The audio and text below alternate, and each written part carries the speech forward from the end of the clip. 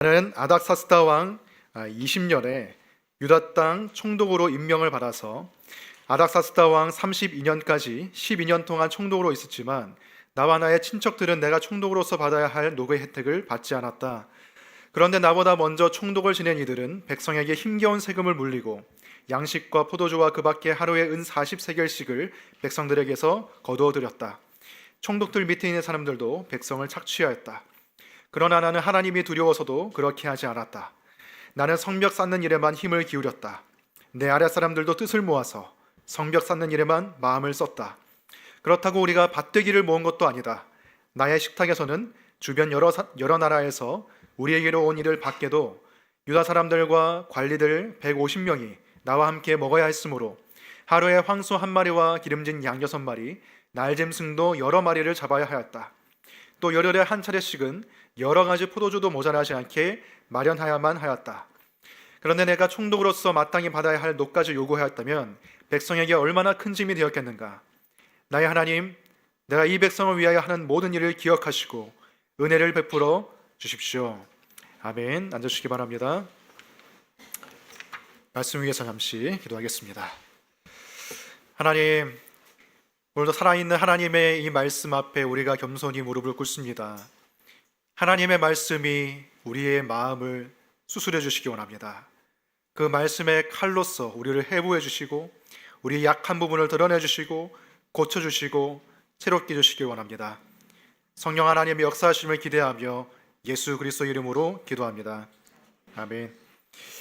네, 오늘 느헤미야의 마음의 동기라는 제목으로 말씀을 전하겠습니다. 우리 모두가 하는 행동의 이면에는 마음의 동기들이 있죠. 우리가 사람을 만날 때도 그냥 만나지 않습니다.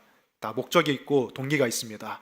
겉으로는 비슷해 보일지 몰라도 어떤 사람은 그 사람을 이용하기 위해서 만나는 경우도 있고요. 어떤 사람은 정말 그 사람을 사랑해서 만나기도 하고요. 일을 할 때도 마찬가지죠. 돈만을 위해서 그 동기로 일하는 사람도 있고 어떤 사람은 인정받기 위한 동기로 일할 수도 있습니다. 이처럼 우리가 다 마음의 동기를 가지고 있는데 느헤미야에게도 마음의 동기가 나와 있다는 것을 오늘 본문에서 말을 하고 있습니다. 느헤미야가 백성을 위해서 살았던 희생의 삶, 권리 포기의 삶, 그 이면에 어떤 마음의 동기가 있었는가 오늘 본문은 잘 말해주고 있는데 본문을 바탕으로 해서 크게 두 가지 말씀드리도록 하겠습니다. 첫 번째는 하나님을 두려워하는 마음, 두 번째는 백성을 사랑하는 마음입니다. 첫 번째 하나님을 두려워하는 마음, 14절 보시면 나는 아닥사스다 왕 20년에 유다 땅 총독으로 임명을 받아서 아닥사스다 왕 32년까지 12년 동안 총독으로 있었지만 나와 나의 친척들은 내가 총독으로서 받아야 할 노예 혜택을 받지 않았다. 느헤미야가 총독으로 있었던 12년 그 기간 동안 총독이 받아야 되는 월급, 봉급을 받지 않았다고 말을 하고 있어요. 느헤미야 같은 페르시아의 총독은 자신의 봉급을 스스로 마련을 해야 됐습니다. 어떤 방식으로냐면 백성들에게 세금을 거두어서 자신의 봉급을 마련해야 됐어요. 그런데 그 세금을 얼만큼 거둬야 되는지는 총독이 재량껏 할 수 있습니다. 페르시아의 영토가 너무 넓기 때문에 황제가 그것까지 일일이 다 신경 쓰지는 않았어요. 백성들이 불만을 품고 폭동을 일으키거나 혁명을 일으키거나 이 정도까지만 아니면 세금을 얼마든지 거둘 수가 있었어요. 그래서 15절을 보시면 느헤미야의 전임자들이 자신들을 위해서 과도하게 세금과 공물을 거두었다는 것을 오늘 말씀 말하고 있습니다. 15절 보시면 그런데 나보다 먼저 총독을 지낸 이들은 백성들에게 힘겨운 세금을 물리고 양식과 포도주와 그 밖에 하루에 은 40세겔씩을 백성에게서 거두어 들였다. 총독들 밑에 있는 사람들도 백성을 착취하였다. 느헤미야의 전임자들이 양식과 포도주만이 아니라 하루에 은 40세겔씩을 백성들에게 거두었다고 합니다. 은 40세겔이 얼마인지 지금 정확히 계산할 수는 없어요. 왜냐하면 지금과 그 시대의 간격이 너무 크고 또 물가도 다르고 그리고 생활 수준도 다르기 때문에 정확히 계산할 수는 없지만 대략적으로 1,500만 원, 1,600만 원 정도 될 것이다.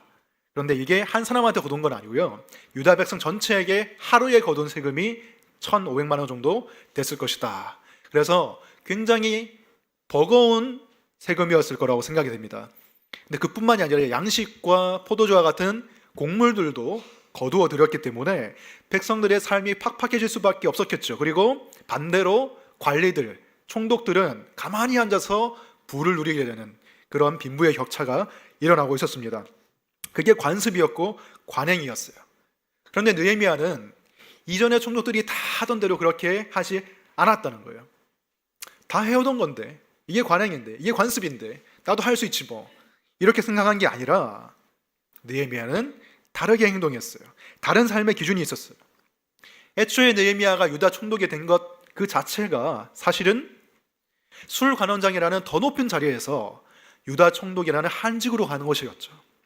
왜냐하면 백성들을 섬기기 위해서, 하나님 나라를 위해서 헌신하기 위해서 내려온 것이었기 때문에 애초에 느헤미야는 욕심 자체가 없었습니다. 이런 느헤미야의 행동이 주변 사람들한테는 이해가 안 됐을 거예요. 뭐 전임 총독들이나 이런 사람들이 봤을 때는 느헤미야의 행동이 전혀 이해가 가지 않았을 거예요. 다 자기 성공하려고, 돈 벌려고, 자기 이익 추구를 위해서, 영광 추구를 위해서 다 살아가는데 느헤미야한테는 어떤 마음의 동기가 있었길래 자기의 권리를 스스로 포기하고 자기 자유를 스스로 제한하는 그런 선택을 했을까? 15절 마지막 부분을 보시면 느헤미야의 마음이 나오고 있죠. 그러나 나는 하나님이 두려워서도 그렇게 하지 않았다.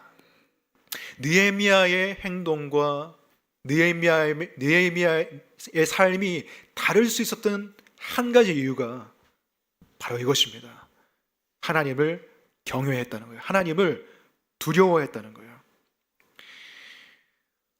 하나님을 경외한다, 하나님을 두려워한다는 게 무엇입니까? 영어 성경에는 fear of God이라고 되어 있습니다. 하나님을 무서워한다는 것인데, 사실 하나님이 성경에 보면 아버지이시다, 뭐 남편이시다, 친구이시다, 다양한 친밀한 용어들로 하나님을 설명하고 있지만 하나님의 본질적인 속성은 인간과 격차가 너무 커요. 그래서 하나님은 우리에게 두려우신 분입니다. 하나님을 태양에 비유할 수가 있어요. 태양은 우리에게 꼭 필요한 존재입니다. 태양이 없으면 다 죽어요. 저도 그렇고 여러분도 그렇고 동물과 식물, 이 땅에 있는 모든 생명체가 태양 에너지로부터 힘을 얻습니다. 태양이 없으면 다 죽어요. 하지만 반대로 태양에 너무 가까이 가면 어떻게 돼요? 태양이 생명을 주는 건 맞아요. 하지만 태양에 너무 가까이 가면 죽어버립니다. 태양이 악해서가 아니죠. 태양이 너무 위대하고 강하기 때문입니다. 태양이 너무 우리 이 땅에 있는 다른 생물체와는 비교가 안 될 정도로 너무 크고 강하기 때문이에요. 하나님도 마찬가지입니다. 하나님이 인간에게 모든 생명체에게 생명을 주시죠. 하지만 하나님께 함부로 가까이 했다가는 생명을 잃게 됩니다. 하나님의 거룩과 하나님의 위대하심과 하나님의 영광에 압도되기 때문에. 그래서 우리가 잘 알고 있듯이 모세도 하나님께 하나님의 영광을 보여주세요 라고 말했지만 하나님이 뭐라고 했습니까? 네가 나의 영광을 정면으로 보게 된다면, 내 얼굴을 보게 된다면 너는 죽을 것이다 라고 말했습니다. 하나님이 죽이고 싶어서가 아니에요. 인간과 하나님의 어쩔 수 없는 큰 격차 때문이에요. 그리고 하나님은 선과 악을 판단하세요. 선과 악의 기준이 인간에게 있지 않고 하나님에게 있습니다. 하나님이 선이라고 하면 그게 선이고 하나님이 악이라고 하면 그게 악인 거예요. 그 기준에 따라서 사람을 심판하세요. 인간에게 죄가 없다고 할지라도 인간과 그 창조자의 격차가 너무 커서 감히 하나님께 다가갈 수가 없는데, 죄 있는 인간은 어떻겠습니까? 하나님이 더 두려울 수밖에 없죠. 하나님은 죄를 미워하시고 용납하지 않으시니까. 하지만 지금 시대는 하나님을 두려워하는 사람이 많지 않은 것 같습니다. 하나님을 두려워하는 사람이 거의 없어요. 뭐 옛날에야 하늘을 두려워해라, 신이 있는 것을 두려워해라, 하늘을 두려워할 줄 알아라, 이런 말을 했지만 지금은 이런 말을 해도 콧방귀만 낄 뿐이고 먹혀들지가 않죠. 왜? 하나님이 없다고 생각하니까. 인간의 삶의 절대적인 기준을 제공하는 하나님이라는 존재, 신이라는 존재는 없다고 생각하기 때문에 이런 말이 먹히지가 않습니다. 그런데 하나님 없이 인간이 선과 악을 정말로 분별할 수 있을까요? 하나님 없이 인간이 절대적인 선을 실천하면서 살아갈 수가 있을까요? 지금 시대는 사람들이 다 이렇게 말합니다. 인간이 합리적으로만 생각하면 선을 실천할 수 있어. 무엇이 선이고 악인지는 인간이 합리적으로 판단하면 다 결정할 수 있는 문제야. 인간의 사회와 문화 속에서 자연스럽게 결정되는 거야 라고 말합니다. 하나님이 결정하시는 게 아니라고 말합니다. 하지만 과연 그럴까요? 예를 들면 살인은 나쁜 것이라는 것을 모든 사람이 다 알고 있습니다. 여러분도 살인이 나쁘다는 거, 악하다는 거 다 동의하실 거예요. 그런데 왜 살인이 나쁜 것이죠? 기독교는 그 근거를 제공해 줄 수 있습니다. 하나님의 형상이기 때문에, 사람마다 하나님의 형상이 새겨져 있기 때문에 사람은 존귀한 존재고 동물과는 다르다고 말하는 거예요. 그래서 동물은 인간이 먹을 수 있어요. 인간이 동물을 죽여서 먹을 수 있지만 인간은 인간을 죽여서 먹을 수 없죠. 인간은 인간을 죽여서는 안 되죠. 왜? 하나님의 형상이기 때문에. 만약에 그런데 이런 기준이 없다고 생각해 봅시다. 왜 살인하면 안 되죠? 하나님이 없다고 생각해 봅시다. 왜 사람을 죽이면 안 됩니까? 똑같이 동물이나 인간이나 한 조상을 가지고 있고 진화의 과정을 거쳐서 그렇게 발생한 생명체라면, 하나님이 없다면 왜 원숭이는 죽여도 되고 왜 인간은 죽이면 안 되죠? 왜 가축은 죽여도 되고 왜 인간은 죽이면 안 됩니까? 인간이 뇌가 좀 더 클 뿐이죠, 사실. 그 근거를 사람들이 말하지 못해요. 만약에 선악의 기준이라는 것이 인간이 정할 수 있는 것이라면 인간이 뒤집을 수도 있는 것입니다. 그런 일이 2차 세계대전 때 실제로 일어난 거예요. 히틀러가, 나치가 그렇게 주장한 거예요. 유대인은 인간이 아니야.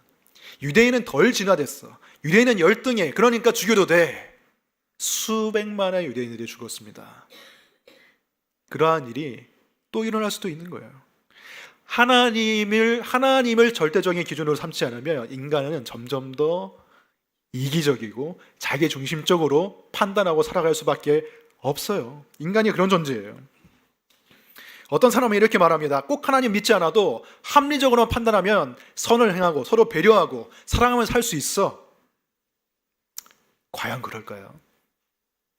선과 악을 분별하고 선을 행하는 것이 인간의 합리성에서 나오는 것일까요? 랭던 길키라는 사람이 있습니다. 그 사람이 산둥수용소라는 책을 썼어요. 거기서 실제로 갇혔다가 이제 그 경험을 바탕으로 책을 썼어요.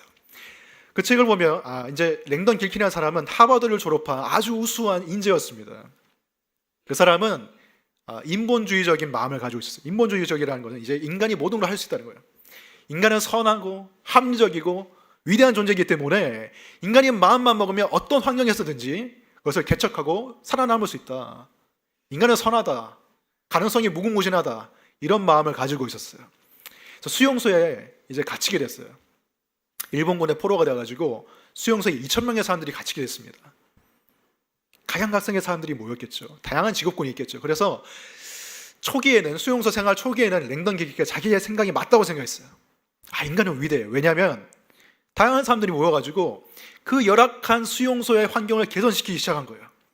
벽을 쌓아 올리고 화덕을 만들고 배우와 음악가들은 공연을 하고, 수용소인데도 인간이 마음만 먹으니까 이렇게 좋아질 수가 있구나. 인간에 대한 희망에 부풀어 올랐습니다. 그런데 시간이 지날수록 그것이 틀렸다는 것이 증명이 됐어요. 시간이 지날수록 물자와 자원이 모자라다 보니까, 음식이 없다 보니까 사람들이 막 도둑질을 하기 시작하는 거예요. 그 사람들 못 배운 사람들이 아니거든요. 사회에서는 다 한가닥 하던 사람들이었는데, 교육을 잘 받은 사람들이었는데 수용소 생활이 너무 힘들다 보니까 다 도둑질하고 도덕을 어기게 되는 거예요. 왜? 그게 더 합리적이라고 판단했기 때문입니다. 내가 배고파서 죽는 것보다는 다른 사람의 것을 빼앗아서 내가 만족을 누리는 것이 더 합리적이라고 생각한 거예요. 그리고 랭던 길키가 인간에 대한 좌절을 하게 된 또 하나의 이야기가 있는데, 랭던 길키가 이 수용소 안에 주거에 관련된 대표직을 맡았습니다. 그래서 그러다 보니까 어떤 사람이 이제 부탁을 했어요. 방이 너무 좁은 거예요. 수용소가 너무 좁다 보니까 10명의 사람들이 좁은 방 안에 생활을 했습니다. 근데 다 같은 크기겠죠. 그런데 어떤 방에는 11명이 살고 있는 거예요. 그리고 어떤 방에는 9명이 살고 있는 거예요. 그래서 11명의 그 방 사람들이 부탁을 했어요. 여기서 한 명을 옮겨서 9명이 있는 방에 넣어주세요. 랭더는 이제 길킨의 생각했죠. 이건 간단한 문제지. 이건 그냥 숫자만 셀 수 있으면 해결되는 문제잖아. 인간이 합리적인 존재면 당연히 옮겨줄 거야. 당연히 한 명을 받아줄 거야. 9명이 있는 방에 가서 말했습니다. 한 명 받아주세요. 어떤 대답을 들었겠습니까? 헛소리 하지 마시오. 지금 우리도 힘들다고. 다시는 찾아오지 마시오. 하고 발길질을 하면서 내쫓아 버렸어요. 그 합리적인 사람들이 숫자를 못 세서가 아니라 생존의 문제가 걸리니까 그들의 합리성이 뒤바뀌어 버린 것입니다. 사회에서는 전시가 아니라 평시에서는 한 명 받아주는 게 합리적이죠. 그런데 상황이 바뀌니까 그 사람들은 절대로 한 명 더 바를 수 없다. 어떤 일이더라도 우리는 이 방을 지키겠다. 이것이 그들에게는 합리성이 된 거예요. 그래서 길키가 생각했습니다. 합리성에서 도덕성이 나오는 게 아니구나. 반대다. 도덕성에서 합리성이 나오는 것이다. 근데 그 도덕성 어디서 나오는 것이지? 의문이 생기게 돼요. 그 수용소 안에서는 정말 그 합리적인 생각을 가지고 살아가는 사람들이 점점 줄어들었어요. 왜? 힘드니까. 너도 나도 배고프고 춥고 어려우니까 사람들이 다 비합리적인 선택을 합니다. 도둑질하고 빼앗고 서로 미워하고. 근데 그 속에서 진정한 합리성을 가지고 도덕을 실천하는 사람이 한 명 있었습니다. 그 사람이 누굴까요? 에릭 리들입니다. 제가 너무 자주 얘기해서 질리시나요? 에릭 리들이었습니다. 그 사람 한 명은 수용소 밖에서도 그 사람을 섬기는 사람이었어요. 그런데 수용소 안에서도 아무리 환경이 열악해도 그 사람은 자신의 합리성과 도덕성을 지켰습니다. 수용소의 모든 사람들이 할당된 일의 양이 있었어요. 그 일을 하는 것도 버거웠습니다. 왜? 여러분 수용소 사람들 사진 보셨습니까? 2차 세계대전 때 뼈밖에 없어요. 먹지 못해서 해골입니다. 그런 사람들이 막 노동을 하고 있는 거예요. 노동을 하고 힘들어서 쓰러져 죽는 사람도 있었어요. 그런데 리들은 자기도 힘든데도 수용소 일을 다 끝내면 다른 사람이 일을 도와줬어요. 그리고 시간이 남으면 아이들을 모아가지고 아이들을 가르쳐줬어요. 왜? 리들이 교사의 역할을 했었거든요. 레크리에이션도 해주고. 그리고 자신이 달리기 선수였다는 이유만으로 이제 운동회가 열리면 사람들이 다 기대하고 있는 거예요. 에릭이 뛰면 정말 잘 뛸 것 같다. 나 보고 싶다 한번. 사람들을 즐겁게 하기 위해서 그 뼈만 앙상하게 남은 모습으로 힘껏 질주했어요. 사람들을 섬기기 위해서. 모두가 힘들고 어렵고 모두가 아파하고 어려울 때 그때 사실은 더 희생하고 섬기는 게 필요하죠.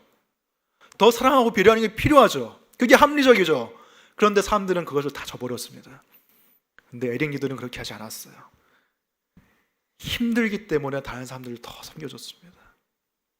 그가 그렇게 할 수 있었던 한 가지 이유가 무엇입니까? 그가 하나님을 두려워하는 사람이었기 때문입니다. 그가 하나님을 경외하는 사람이었기 때문이에요. 하나님을 경외하는 사람이었기 때문에 상황에 상관없이 도덕성을 지킬 수가 있었던 것입니다. 진정한 지혜가 무엇인지 아십니까? 진정한 지혜는 꾸준함이고 일관성이에요. 상황에 따라서 달라지지 않는 거예요. 자기 신념을 지키는 것이 그것이 진정한 지혜입니다. 누가 가장 지혜로운 사람입니까? 다른 사람의 물건을 빼앗으면서 자신을 채운 사람입니까? 아니면 섬기는 사람입니까? 진짜 지혜는 하나님을 경외하는 데서 나오는 거예요. 느헤미야가 진정한 지혜자입니까? 아니면 자기 배를 채우고 자신이 치부한 백성들을 착취해서 자신의 재산을 모은 총독들이 지혜로운 사람입니까? 답을 아실 것입니다. 느헤미야가 지혜로운 사람이에요. 왜? 그가 하나님을 경외했기 때문입니다.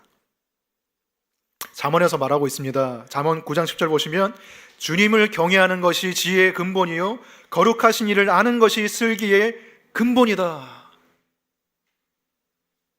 하나님을 경외하는 것이 여러분의 삶의 목표가 되길 바랍니다. 이것은 하루아침에 되는 것이 아니죠. 왜냐하면 하나님은 눈에 보이지 않으니까요. 사람은 눈에 보여요. 그래서 우리는 사람에 따라 달라져요. 환경에 따라 달라져요.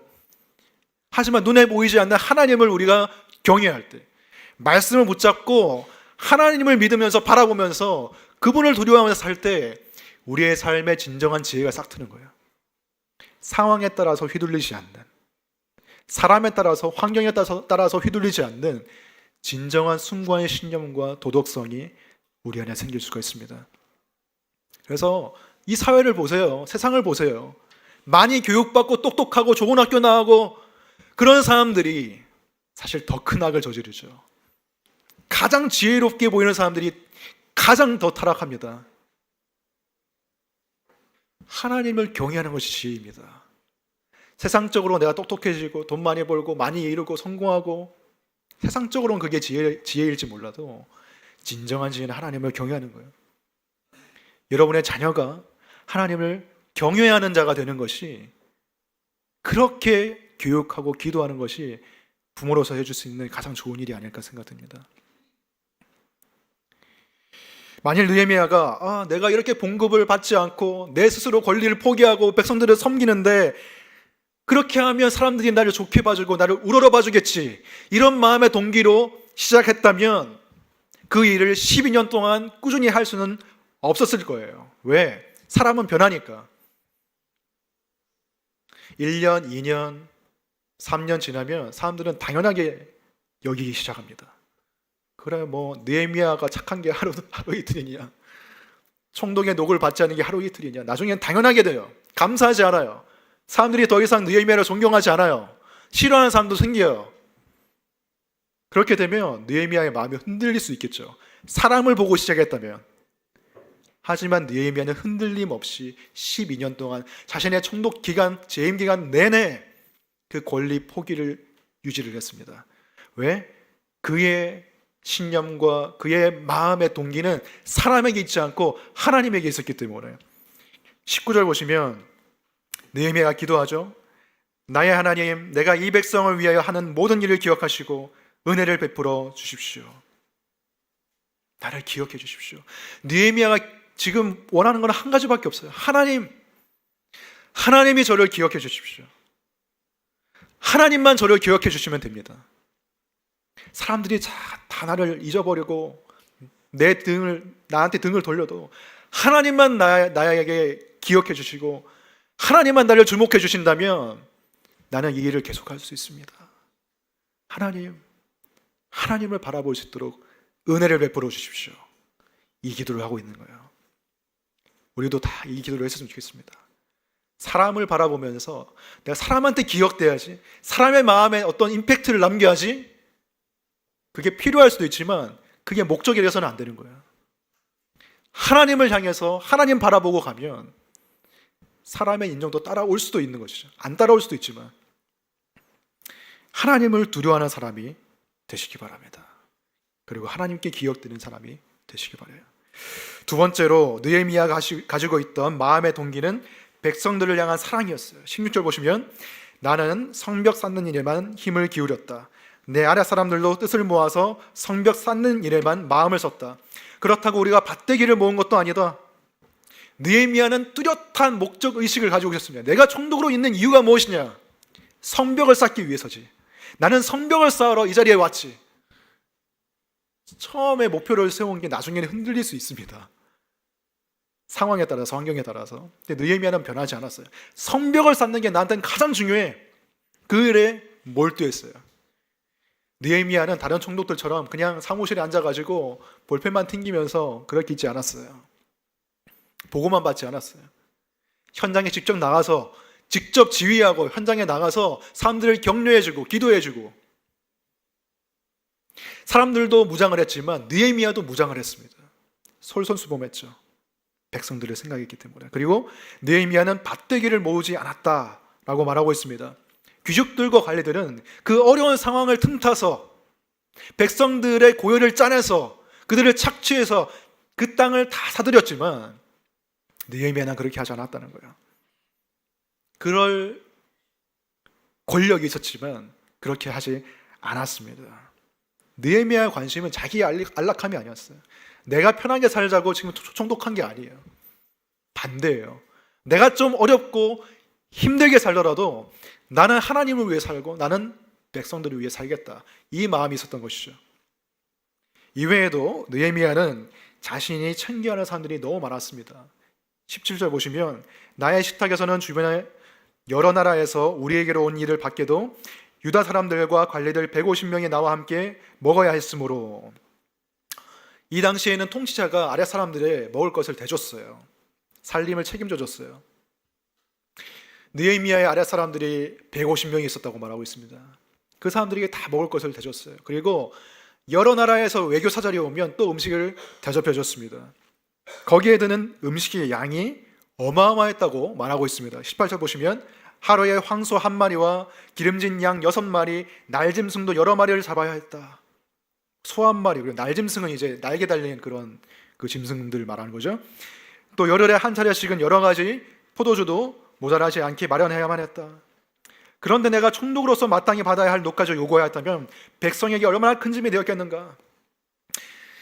여기서 세번역 성경의 번역이 약간 좀 제가 생각이 조금 아쉬운 것 같아요. 왜냐하면 세번역 성경을 읽으면 느헤미야가 이 많은 음식을 마련하기 위해서도 세금을 걷었지만 총독의 녹을 받기 위해서는 세금을 안 걷었구나, 이렇게 이해할 수가 있는데, 사실은 그게 아니라 다른 거의 모든 번역본들은 이렇게 번역하고 있습니다. 이렇게 음식이 많이 드는데도 불구하고 나는 총독의 녹을 요구하지 않았다. 무슨 말이냐면 이 음식을 다 느헤미야의 자기 돈을 털어서 대접했다는 거예요. 자기 사재를 털어서 사람들을 먹여 살렸다는 거예요. 그런데도 불구하고 총독의 녹을 받지 않았다고 말하고 있습니다. 어떻게 이게 가능했을까요? 사람들이 여러 가지 추측을 하는데, 어떤 사람은 이렇게 말합니다. 느헤미야가 타고난 금수저였다. 그러니까 느헤미야가 집안이 너무 좋았다는 거예요. 두 번째는 느헤미야가 술 관원장할 때 이미 돈을 많이 모아놨다라고 말하는 경우도 있습니다. 세 번째는 느헤미야가 백성들에게 세금을 걸어서 총독의 녹을 받지는 않았지만 황제가 주는 그 월급이 따로 있었다라고 추측을 하기도 해요. 근데 어느 게 됐던 간에, 어떤 경우이든 간에 느헤미야가 엄청난 희생을 한 것은 맞습니다. 그건 분명해요. 느헤미야는 자신의 것을 아낌없이 내어줬어요. 그러면서도 총독의 녹을 받지 않았어요. 그 이유가 무엇인가? 그 마음의 동기가 무엇인가? 18절 마지막 부분에 나와 있죠.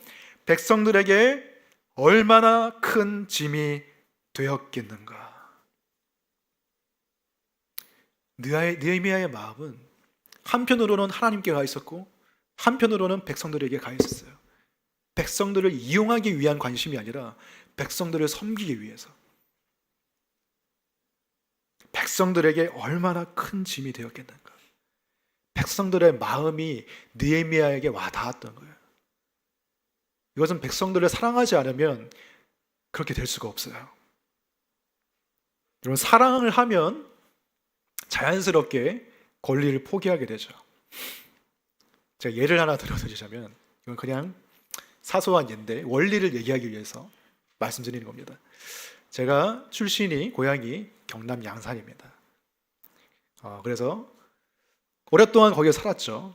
중학교 때까지. 그리고 고등학교도 경상남도에서 나왔습니다. 그렇기 때문에 저한테 가장 편한 말은 뭘까요? 경상도 사투리입니다. 경상도 억양이 저한테는 가장 편해요. 지금도 그게 남아있는지 모르겠는데, 제가 모르겠어요. 어떤 분은 저한테 서울 사람인 줄 알았다 그런 말도 들었는데 진심인지는 모르겠습니다. 네, 아무튼 경상도 사투리가 제일 편해요. 근데 경상도 사람들이 이상한 고집이 있습니다. 뭐냐면 서울에 올라와도 자기 억양이나 사투리를 고치지 않아요. 대부분의 사람들이 그렇습니다. 우리 교회도 몇 명 있습니다. 제가 알기로는. 제가 그래서 고등학교 때 기숙사 생활하고 대학교 때도 기숙사 생활했는데 경상도 애들은 꼭 사투리를 계속 써요. 그리고 엄청 시끄러워요.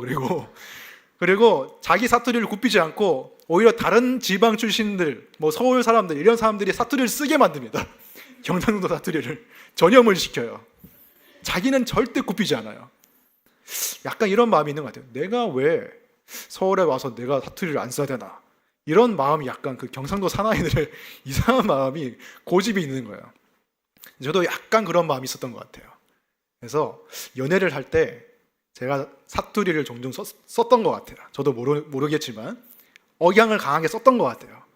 그렇게 하니까 지금 제 안에 당시 여자친구가 너무 싫어하는 거예요. 경기를 막 일으키는 거예요. 화난 것 같아. 싸우는 것 같아. 좀 그만 좀 써라고 그 말투를. 싸우는 것 같다고. 무심한 것 같다고. 그래서 제가 아니 나는 거기서 자라나서 그렇게 쓰는 건데 뭐가 문제냐. 근데 제가 그걸 포기를 했죠. 내려놓았죠. 왜냐하면 사랑하니까요. 내가 사랑하는 사람이 그것을 원하니까 내가 내려놓을 수밖에 없는 거죠. 물론 지금 다 내려놓지는 못한 것 같아요. 아직도 남아있는 것 같습니다. 아무튼 그래요. 사랑하면은 내려놓게 되는 거예요. 사랑하면 포기하게 되는 거예요. 사랑하면 양보하게 되고 희생하게 됩니다. 하나님을 사랑하면 하나님을 위해서 여러분의 삶을 내어드리게 됩니다. 공동체를 사랑하면 공동체를 위해서 여러분의 삶을 내어주게 됩니다. 헌금 왜 합니까? 하나님을 사랑했어. 그리고 우리 공동체를 사랑하기 때문이죠. 복음을 함께 믿고 함께 실천하고 함께 신앙을 나누고 이 공동체가 너무 소중하기 때문에 사랑하기 때문에 이 공동체가 유지가 되고 더 자라나기를 원하는 마음이 있기 때문에 우리가 헌금을 하는 거죠. 사랑 때문이잖아요. 그리고 그렇게 돼야 되는 거죠. 사랑하면 내려놓게 되고 포기하게 됩니다. 우리에게 필요한 것은 사랑이에요. 희생, 섬김, 봉사, 그 행위 자체보다 중요한 것은 그 이면에 있는 마음의 동기입니다. 사랑입니다. 사랑이 없으면 그 행위가 나중에 다 뒤틀리게 됩니다. 다른 목적으로 뒤틀리게 됩니다. 나를 위한 것으로, 나의 유익을 위한 것으로. 그래서 사도 바울이 뭐라고 말했습니까? 사랑은 나의 유익을 구하지 않는 것이다. 그리고 사랑은 내가 사랑을 하지 않는다면, 사랑이 없으면 나는 아무것도 아니다라고 말했습니다. 사랑이 없이 많은 것을 해봤자 나는 아무것도 아니다. 사랑이 없으면 내 인생은 의미가 없다고 말하는 거예요. 사랑이 없으면 내가 얼마나 많은 것을 이루었던 간에 사랑이 없으면 허무에 부딪히고 마는 것이죠.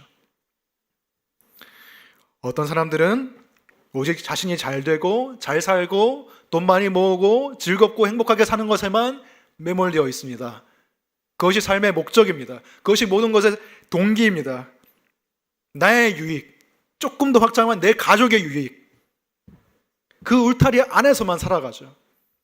근데 거기서는 참된 인생의 의미를 발견하기가 무척 어렵고 더 나아가서 불가능할 것입니다. 오스카 와일드라는 영국 작가가 이렇게 말했습니다. 인간에게는 두 가지 비극이 있다. 하나는 자신이 원하는 것을 갖지 못하는 것이고 다른 하나는 자신이 원하는 것을 갖는 것이다. 인간에게 두 가지 비극이 있대요.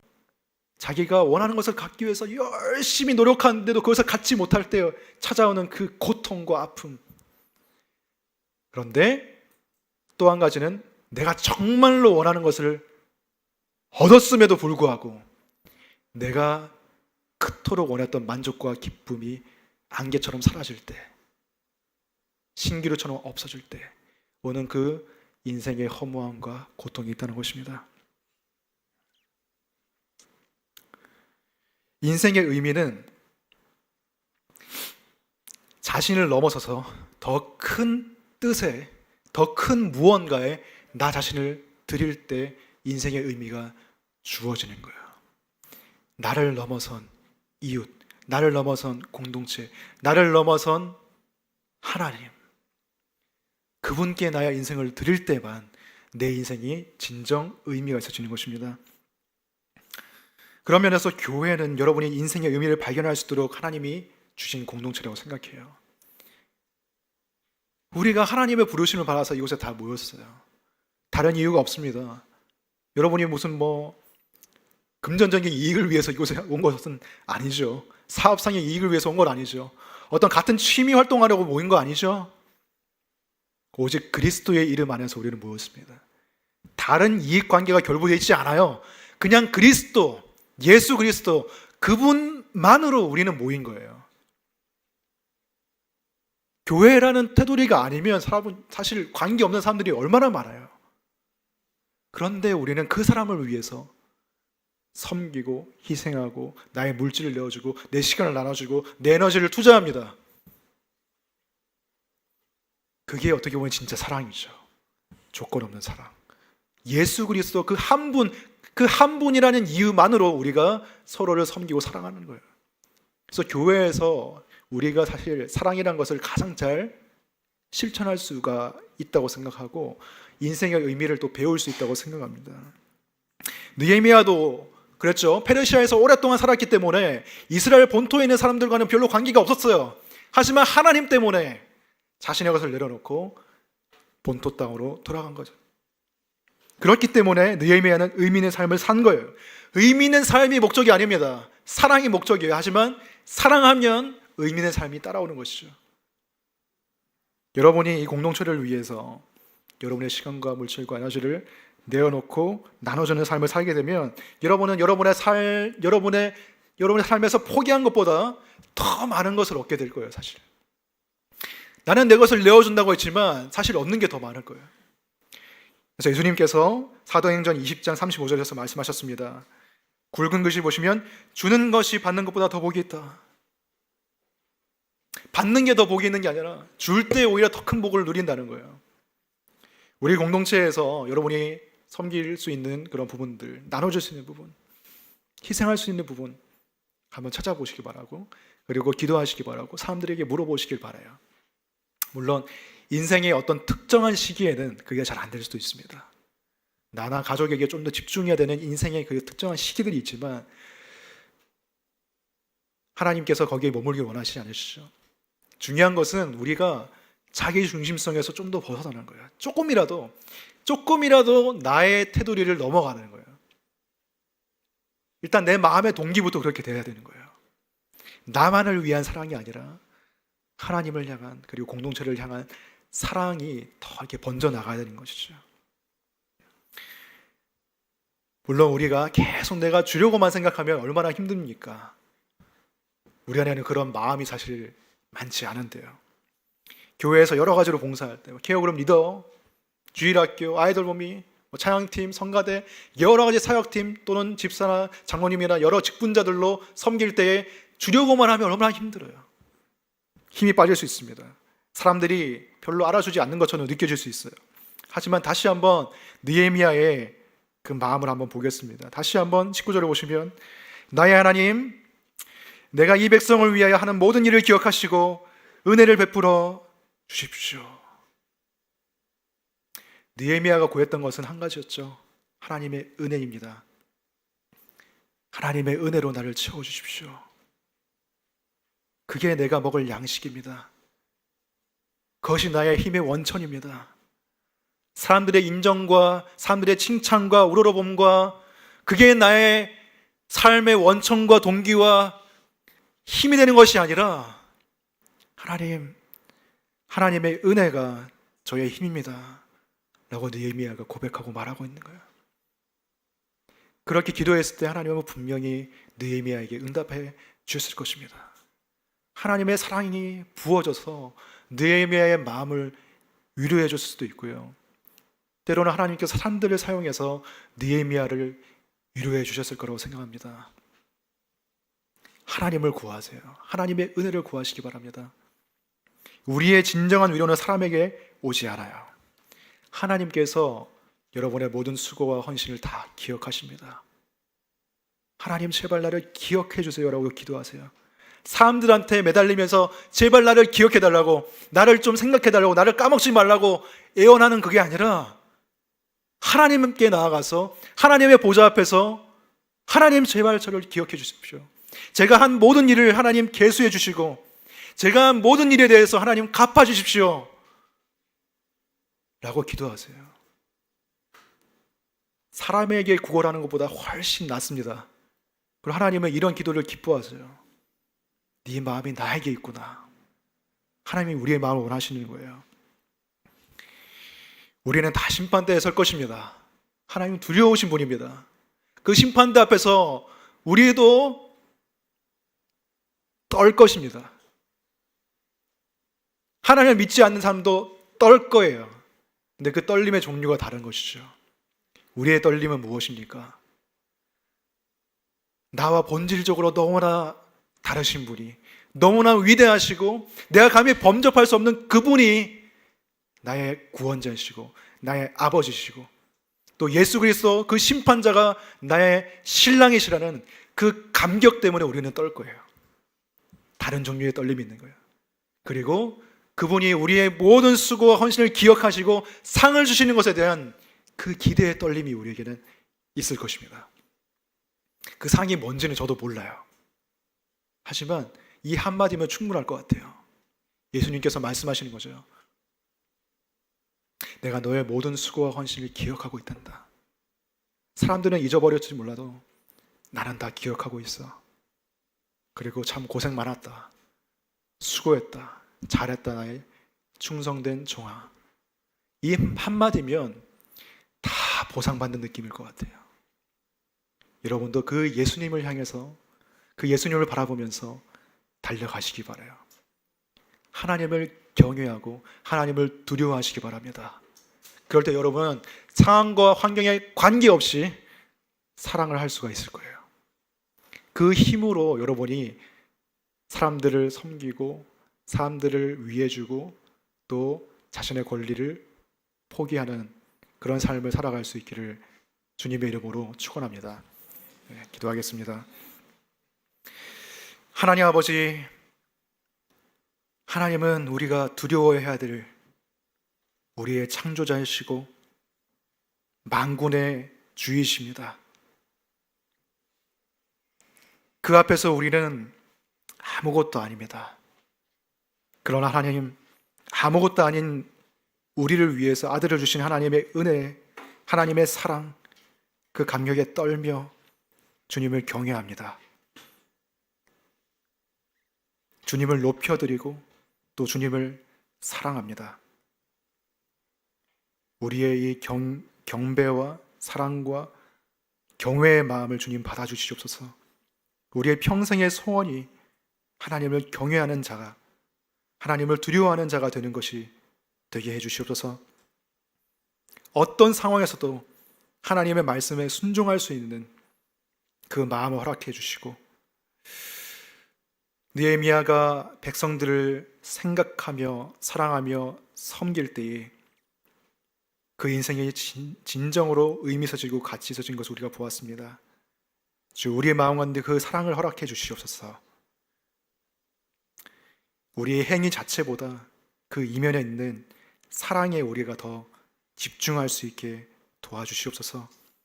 우리의 마음 가운데 하나님의 마음, 그리스도 예수의 마음을 부어주시옵소서. 예수님의 이름으로 기도합니다. 아멘.